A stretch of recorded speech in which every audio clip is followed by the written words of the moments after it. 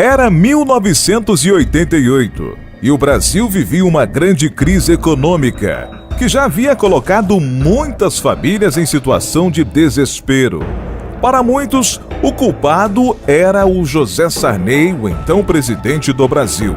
E o maranhense Raimundo Nonato Alves da Conceição acabou perdendo a cabeça em setembro daquele ano, protagonizando um dos momentos mais assustadores da aviação brasileira.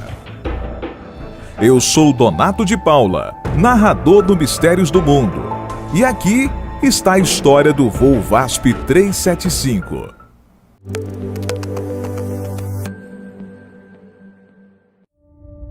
Em 29 de setembro de 1988, um Boeing 737 realizava o voo VASP 375, que ia de Rondônia ao Rio de Janeiro com 104 passageiros a bordo. Raimundo Nonato embarcou em uma das escalas realizadas no aeroporto de Confins, em Belo Horizonte. Sua ideia era sequestrar o avião e atirá-lo contra o Palácio do Planalto, em uma forma violenta de protesto contra o governo Sarney. Como os aeroportos da época não contavam com equipamentos de raio-x e detectores de metal, medida que só foi adotada após os ataques de 11 de setembro, foi fácil para que o maranhense entrasse no avião armado com um revólver calibre 32. Às 10 horas da manhã daquele dia, pouco após a aeronave decolar do solo mineiro, ele começou a colocar seu plano em prática. O rapaz se levantou do seu assento e partiu em direção à cabine. Um dos comissários tentou impedir a aproximação do criminoso, que disparou e acabou atingindo o funcionário de raspão. Ao perceber que havia algo estranho acontecendo dentro da aeronave, o piloto trancou as portas da cabine. Infelizmente, isso não foi suficiente para coibir a ação de Raimundo. Irritado, o criminoso passou a disparar contra a porta, que não tinha blindagem. Como resultado, vários equipamentos da cabine foram atingidos. Pior que isso, um dos tripulantes acabou sendo baleado na perna, forçando o comandante Fernando Murilo a abrir a porta. O sequestro foi anunciado assim que Raimundo ganhou acesso à cabine, ordenando que a rota fosse desviada para Brasília. Além do risco de ter um homem armado dentro da cabine, o comandante Fernando Murilo precisou lidar com a possibilidade real da aeronave não ter combustível suficiente para alcançar a capital brasileira. Por isso, ele não pensou duas vezes antes de acionar, por meio do transponder do avião, o código 7500, um sinal de alerta que informa que a aeronave está tendo sua rota alterada por conta de forças ilícitas. A Força Aérea Brasileira agiu imediatamente, enviando um caça para acompanhar o voo. As coisas novamente pioraram quando os operadores de tráfego aéreo fizeram contato com o Boeing para confirmar a mudança na rota. Ao pegar o rádio para confirmar a alteração, o copiloto Salvador Evangelista foi brutalmente assassinado pelo sequestrador com um tiro na cabeça. Mesmo com inevitável desespero, o comandante Fernando Murilo conseguiu manter a calma e agir racionalmente, fazendo o possível para evitar uma tragédia ainda maior. Para controlar o consumo de combustível, ele passou a voar à altitude máxima, com velocidade reduzida. Ao perceber que o Boeing se aproximava de Brasília, Raimundo ordenou que o comandante se dirigisse ao Palácio do Planalto.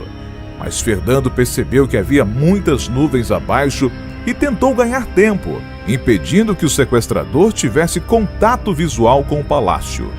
O comandante conseguiu enganar Raimundo, dizendo a ele que as condições climáticas impediam que ele se aproximasse de forma segura da capital.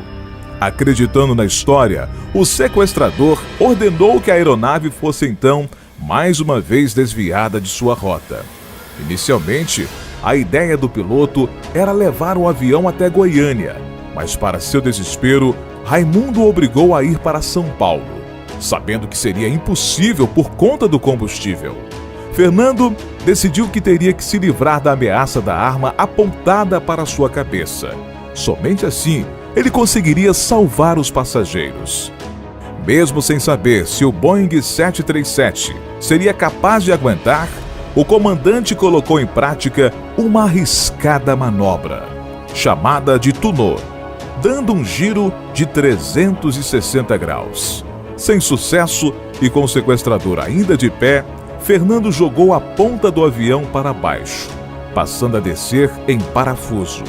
Nesse momento, Raimundo perdeu o equilíbrio e acabou caindo no chão.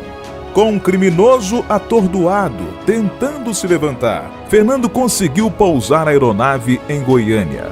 Assim que tocou a pista, o Boeing parou de funcionar por falta de combustível. Assumindo o controle do rádio, Raimundo exigiu um outro avião para concluir seu plano de chegar até Brasília. A polícia, então, elaborou um plano para enganar o criminoso, escondendo um atirador de elite dentro do novo avião que supostamente levaria o sequestrador até a capital.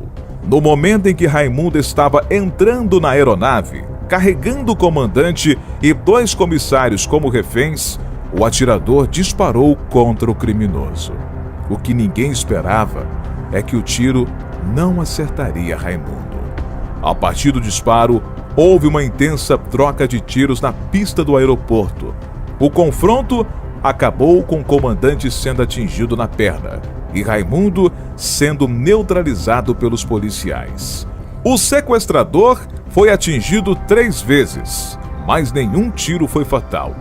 Mesmo assim, ele morreu no hospital algum tempo depois. Segundo o atestado, o sequestrador faleceu em decorrência de um quadro infeccioso por ser portador de anemia falciforme, uma doença congênita.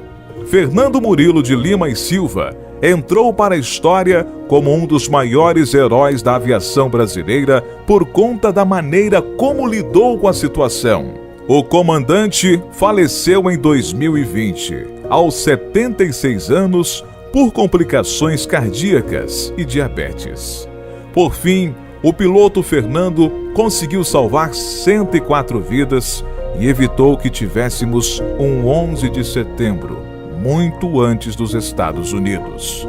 Ele, no entanto, nunca recebeu um agradecimento oficial da presidência do Brasil pelos seus feitos, mas disse: ele nunca me dirigiu a palavra, nunca me agradeceu, mas não tenho mágoa. Estou tranquilo com minha consciência e sei que fiz meu papel. E você, já conhecia essa história? Conte nos comentários. Até a próxima!